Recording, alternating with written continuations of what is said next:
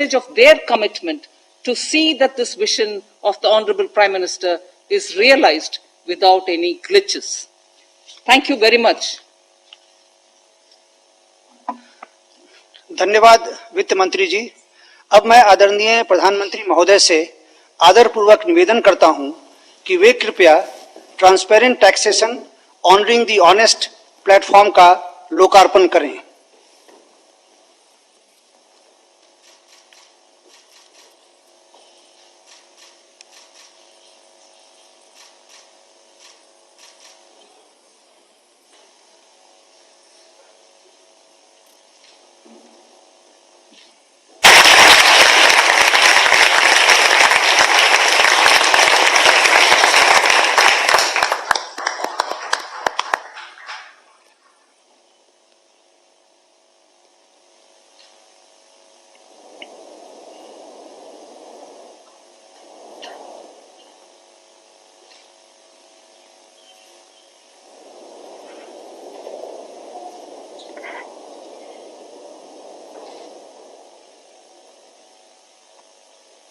धन्यवाद प्रधानमंत्री जी।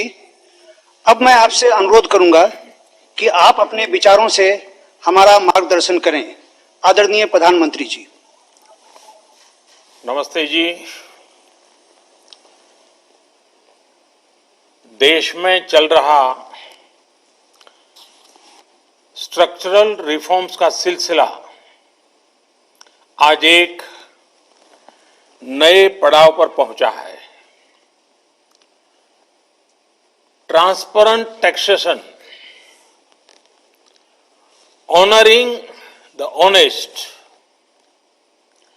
21वीं सदी के टैक्स सिस्टम की इस नई व्यवस्था का आज लोकार्पण किया गया है। इस प्लेटफॉर्म में फेसलेस असेसमेंट, फेसलेस अपील और टैक्स पेयर्स चार्टर जैसे बड़े रिफॉर्म्स हैं। फेसलेस असेसमेंट और टैक्स पेयर्स चार्टर आज से ही लागू हो गए हैं, जबकि फेसलेस अपील की सुविधा 25 सितंबर यानी दीनदयाल उपाध्याय जी के जन्मदिन से पूरे देश भर में नागरिकों के लिए उपलब्ध हो जाएगी।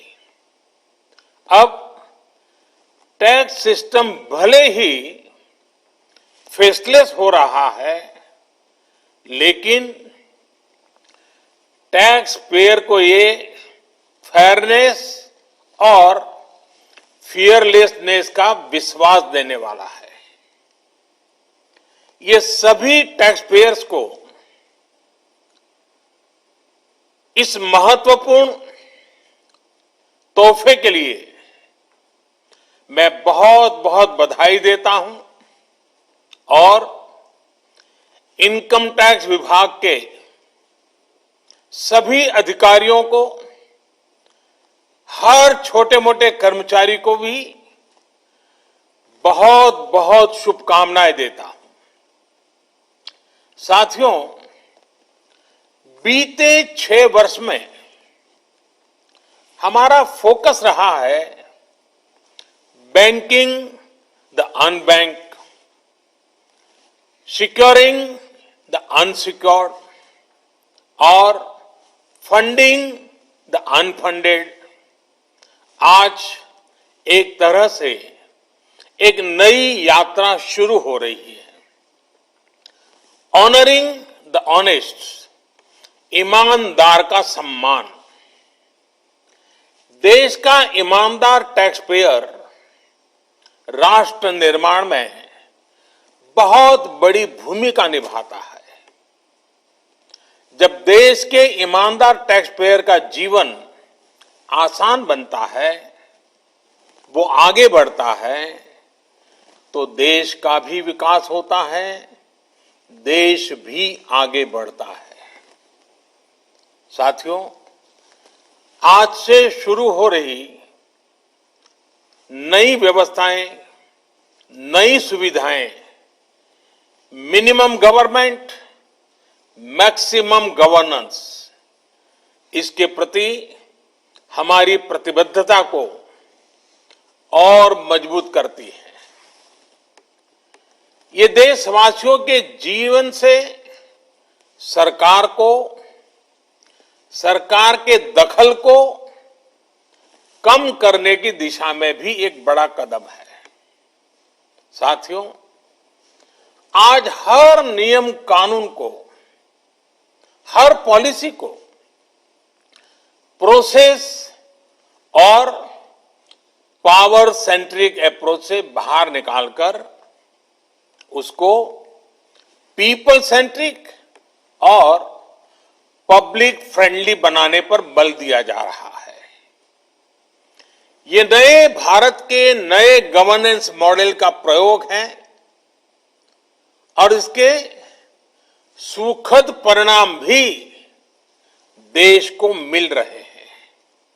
आज हर किसी को ये एहसास हुआ है कि शॉर्टकट्स ठीक नहीं है। और हमारे यहां तो रेलवे स्टेशन पे लिखा जाता है, shortcut will you cut you short. गलत तौर तरीके अपनाना सही नहीं है। वो दौर अब पीछे चला गया है। अब देश में माहौल इस ओर आगे बढ़ रहा है कि कर्तव्य भाव को सर्वोपरि रखते हुए सारे काम होने चाहिए। सवाल यह है कि ये बदलाव आखिर कैसे आ रहा है? क्या ये सिर्फ सख्ती से आया है? क्या ये सिर्फ सजा देने से आया है? जी नहीं, बिल्कुल नहीं। इसके अगर मोटे मोटे तौर पर मैं कहूं तो 4 बड़े कारण हैं। पहला, पॉलिसी ड्रिवन गवर्नेंस। जब पॉलिसी स्पष्ट होती है तो ग्रे एरियाज मिनिमम हो जाते हैं और इस कारण व्यापार में, बिजनेस में और सरकार के और निर्णयों में भी डिस्क्रिशन की गुंजाइश कम हो जाती है। दूसरा, सामान्य जन की ईमानदारी पर विश्वास। तीसरा, सरकारी सिस्टम में ह्यूमन इंटरफेस को सीमित करके टेक्नोलॉजी का बड़े स्तर पर उपयोग। आज सरकारी खरीद हो, सरकारी टेंडर हो या सरकारी सेवाओं की डिलीवरी, सब जगह टैग इंटरफेस सर्विस दे रहे हैं। और चौथा, हमारी जो सरकारी मशीनरी है, जो ब्यूरोक्रेसी है, उसमें एफिशिएंसी, इंटीग्रिटी और सेंसिटिविटी के गुणों को रिवॉर्ड किया जा रहा है, पुरस्कृत किया जा रहा है। साथियों, एक दौर था जब हमारे यहां रिफॉर्म्स की बहुत बातें होती थी। कभी मजबूरी में कुछ फैसले लिए जाते थे, कभी दबाव में कुछ फैसले हो जाते थे, तो उन्हें रिफॉर्म कह दिया जाता था। इस कारण इच्छित परिणाम नहीं मिलते थे। अब ये सोच और अप्रोच दोनों बदल गई है। हमारे लिए रिफॉर्म का मतलब है रिफॉर्म नीति आधारित हो, टुकड़ों में नहीं हो, होलिस्टिक हो और एक रिफॉर्म दूसरे रिफॉर्म का आधार बने, नए रिफॉर्म का मार्ग बनाए। और ऐसा भी नहीं है कि एक बार रिफॉर्म करके रुक गए।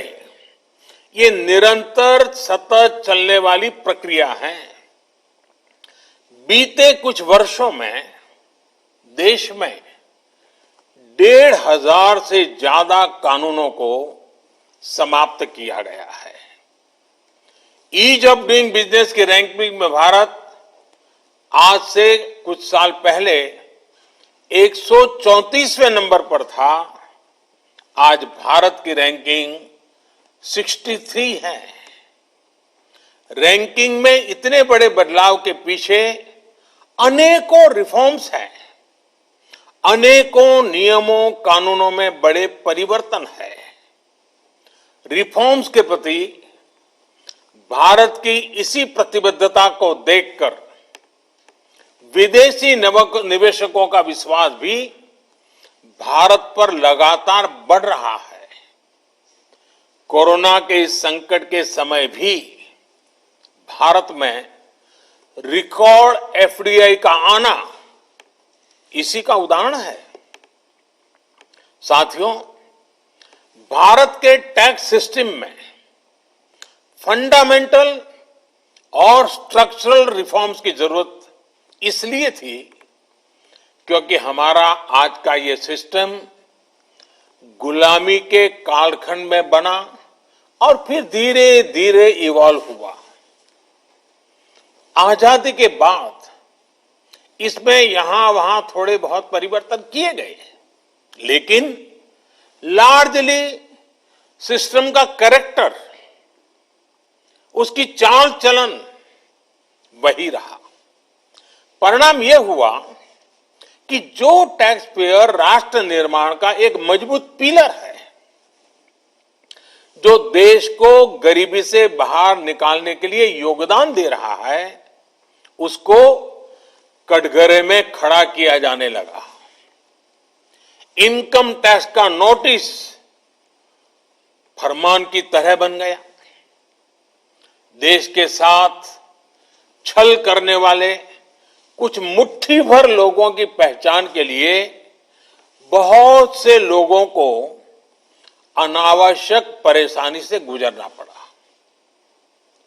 कहां तो टैक्स देने वालों की संख्या में गर्व के साथ विस्तार होना चाहिए था और कहां गठजोड़ की, साठगांठ की व्यवस्था बन गई।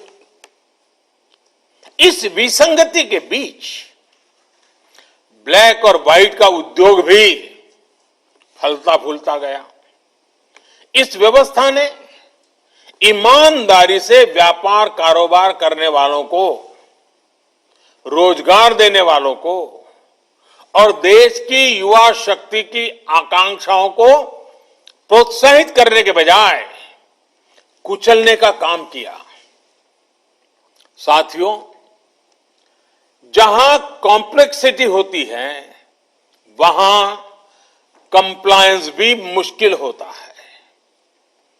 कम से कम कानून हो, जो कानून हो वो बहुत स्पष्ट हो, तो टैक्स पेयर भी खुश रहता है और देश खुशहाल होता है।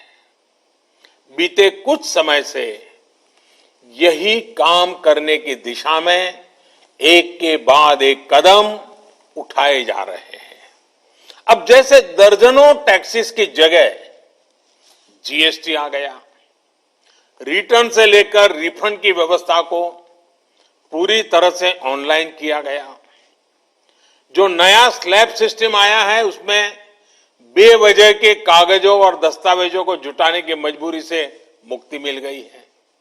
यही नहीं, पहले 10 लाख रुपए से ऊपर के विवादों को लेकर सरकार हाई कोर्ट और सुप्रीम कोर्ट पहुंच जाती थी। अब हाई कोर्ट में 1 करोड़ रुपए तक के और सुप्रीम कोर्ट में 2 करोड़ रुपए तक के केस की सीमा तय की गई है। विवाद से विश्वास जैसी योजना से कोशिश ये है कि ज्यादातर मामले कोर्ट से बाहर ही सुलझ जाए। इसी का नतीजा है कि बहुत कम समय में ही करीब 3 लाख मामलों को सुलझाया जा चुका है। साथियों, प्रक्रियाओं की जटिलताओं के साथ साथ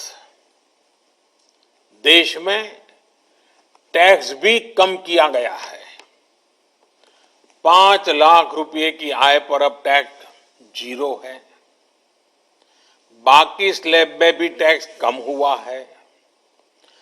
कॉरपोरेट टैक्स के मामले में हम दुनिया में सबसे कम टैक्स लेने वाले देशों में से एक हैं। साथियों, कोशिश ये है कि हमारी टैक्स प्रणाली सीमलेस हो, पेनलेस हो, फेसलेस हो। सीमलेस यानी टैक्स एडमिनिस्ट्रेशन हर टैक्स पेयर को उलझाने के बजाय समस्या को सुलझाने के लिए काम करे। पेनलेस यानी टेक्नोलॉजी से लेकर रूल्स तक सब कुछ सिंपल हो। फेसलेस यानी टैक्स पेयर कौन है और टैक्स ऑफिसर कौन है, इससे मतलब ही नहीं होना चाहिए। आज से लागू होने वाले ये रिफॉर्म्स इसी सोच को आगे बढ़ाने वाले हैं। साथियों, अभी तक तो होता यह है कि जिस शहर में हम रहते हैं उसी शहर का टैक्स डिपार्टमेंट हमारी टैक्स से जुड़ी सभी बातों को हैंडल करता है। स्क्रूटिनी हो, नोटिस हो, सर्वे हो या फिर जब्ती हो, इसमें उसी शहर के इनकम टैक्स डिपार्टमेंट की आयकर अधिकारी की मुख्य भूमिका रहती है। अब ये भूमिका एक प्रकार से खत्म हो गई है। अब इसको टेक्नोलॉजी की मदद से बदल दिया गया है। अब स्क्रूटिनी के मामलों को देश के किसी भी क्षेत्र में किसी भी अधिकारी के पास रैंडम तरीके से आवंटित किया जाएगा। अब जैसे मुंबई के किसी टैक्स पेयर का रिटर्न से जुड़ा कोई मामला सामने आता है, तब इसकी छानबीन का जिम्मा मुंबई के अधिकारी के पास नहीं जाएगा, बल्कि संभव है कि वो चेन्नई चला जाए, गुवाहाटी चला जाए, रायपुर चला जाए, अहमदाबाद चला जाए। वो फेसलेस टीम के पास जा सकता है और वहां से भी जो आदेश निकलेगा उसका रिव्यू किसी दूसरे शहर, कहीं जयपुर हो जाएगा, बेंगलुरु हो जाएगा, चेन्नई हो जाएगा, कोची हो जाएगा, वहां की टीम करेगी। अब फेसलेस टीम कौन सी होगी, इसमें कौन होगा, ये भी कंप्यूटर रैंडमली तय करेगा और ये प्रक्रिया भी बार बार उसमें बदलाव होता रहेगा। साथियों, इस सिस्टम से करदाता और इनकम टैक्स दफ्तर को जान पहचान बनाने का, प्रभाव और दबाव का मौका अब 0 हो गया। सब अपने अपने दायित्व के हिसाब से काम करेंगे। डिपार्टमेंट को इससे लाभ ये होगा कि अनावश्यक मुकदमेबाजी बचेंगे उससे। दूसरा, ट्रांसफर पोस्टिंग में लगने वाली गैर जरूरी ऊर्जा से भी अब राहत मिलेगी। इसी तरह टैक्स से जुड़े मामलों की जांच के साथ साथ अपील भी अब फेसलेस होगी।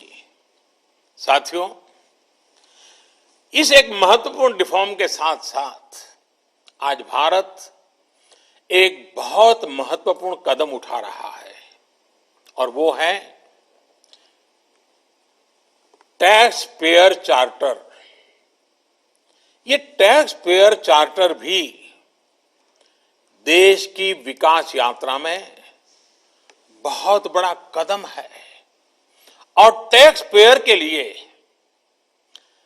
अधिकार और कर्तव्य दोनों को संतुलित करने का और सरकार की जिम्मेवारी पक्की करने का ये बहुत अहम कदम है। टैक्स पेयर को इस स्तर का सम्मान और सुरक्षा देने वाले दुनिया में बहुत कम देश है, गिने चुने देश हैं। लेकिन अब भारत भी इस महत्वपूर्ण कदम की ओर अपने आप को ले जाकर के उसमें शामिल हो गया है।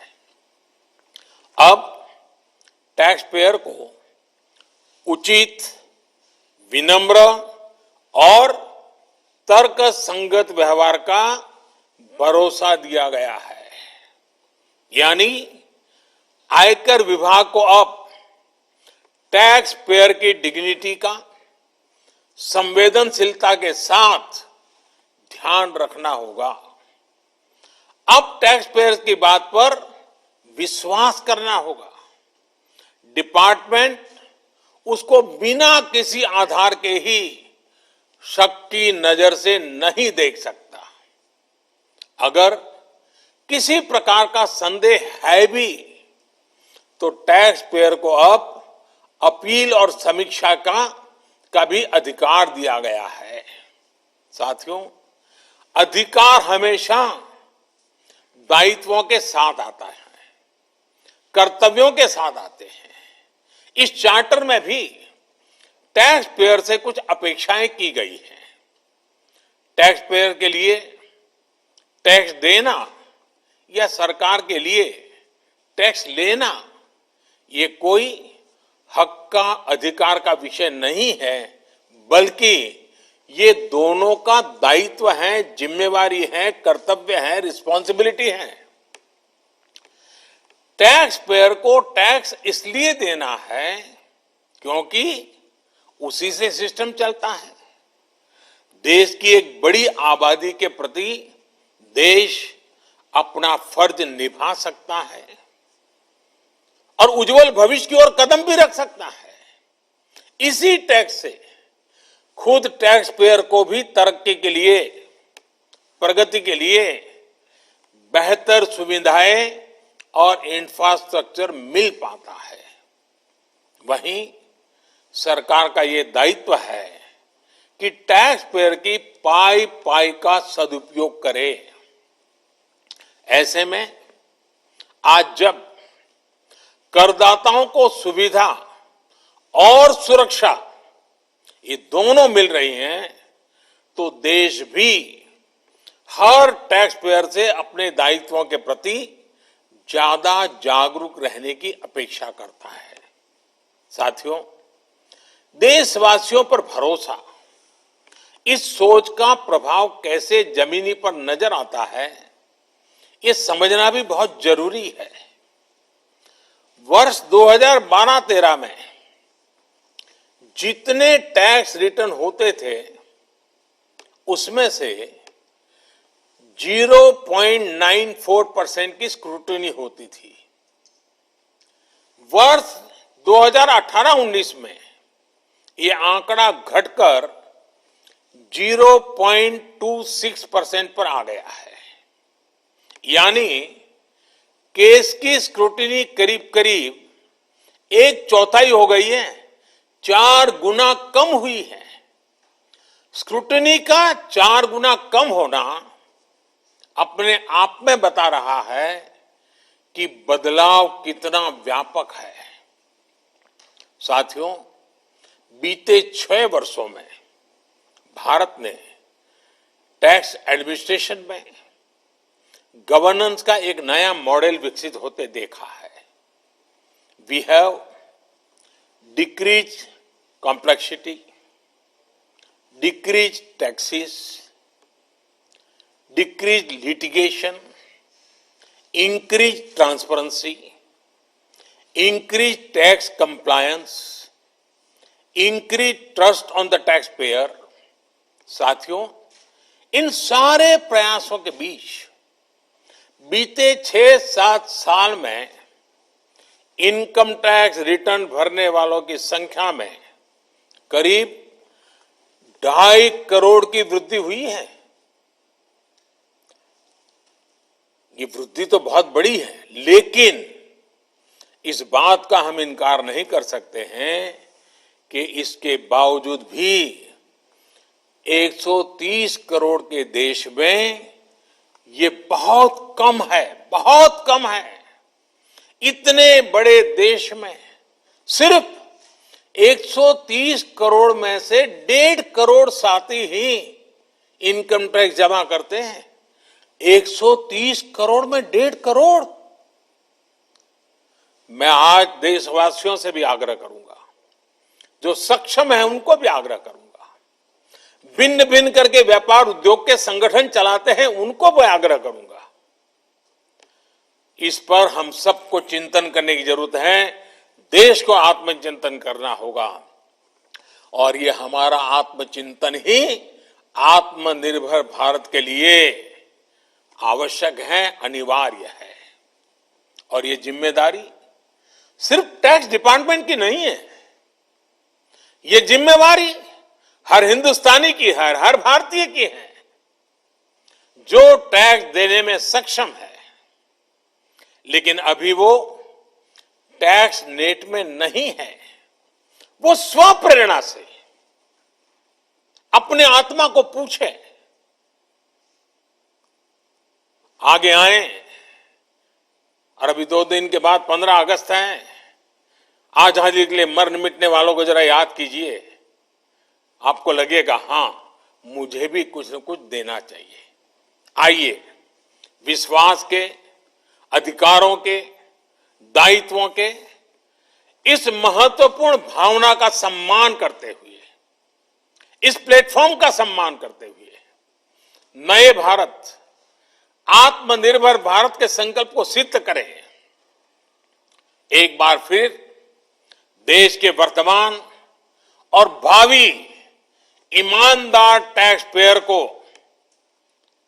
बहुत बहुत बधाई देता हूं, शुभकामनाएं देता हूं।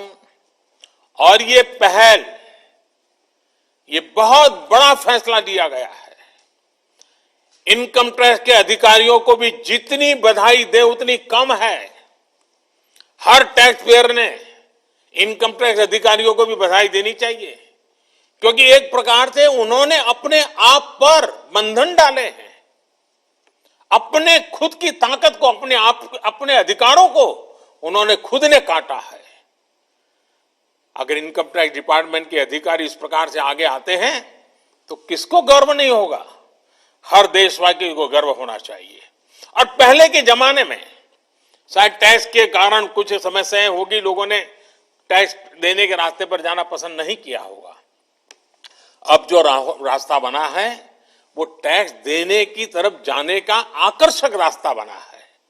और इसलिए आइए भव्य भारत के निर्माण के लिए इस व्यवस्था का लाभ भी उठाएं और इस व्यवस्था को जोड़ने के लिए आगे भी आए। मैं फिर एक बार आप सबका बहुत बहुत धन्यवाद करता हूं, अनेक अनेक शुभकामनाएं देता हूं। निर्मला जी और उनकी पूरी टीम को भी मैं बहुत धन्यवाद करता हूं कि एक के बाद एक देश के उज्जवल भविष्य के लिए लंबे अरसे तक प्रभाव पैदा करने वाले अनेक सकारात्मक निर्णयों का नेतृत्व कर रहे हैं। मैं फिर एक बार सबको बधाई देता हूं, सबका धन्यवाद करता हूं।